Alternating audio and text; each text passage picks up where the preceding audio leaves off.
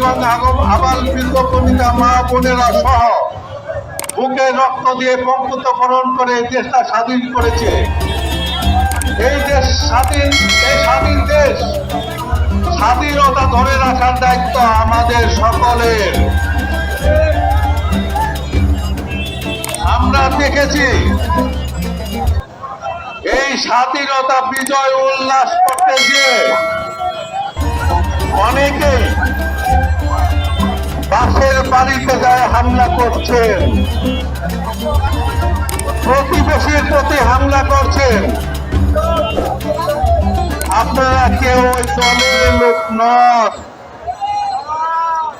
আপনারা নিজেদের স্বার্থ চরিতার্থ করার জন্য এই সমস্ত হামলাগুলো করছেন।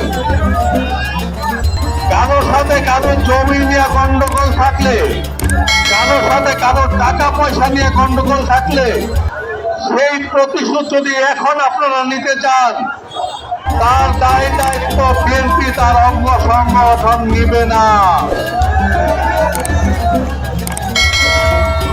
আইন শৃঙ্খলা বাহিনী যারা আমাদের বুকের উপর রক্ত গুলি চালিয়েছে তারাও আমাদের ভাই, কিন্তু তারা অনেকে স্বেচ্ছায় অনেকে অনিচ্ছায় চাকরি করতে যেয়ে খুনি হাসিনার নির্দেশ মানতে যেয়ে তাদেরকে গুলি করতে হয়েছে। এদের মধ্যে কিছু অতি উৎসাহ আছে এবং ম্যাক্সিমামই বাধ্য হয়েছে। যারা অতি উৎসাহিত হয়ে পড়েছে তাদের লিস্ট আমাদের কাছে আছে। তাদের বিচারও কিন্তু আমরা করব না, দেশের প্রচলিত আইনে তাদের বিচার হবে। আমরা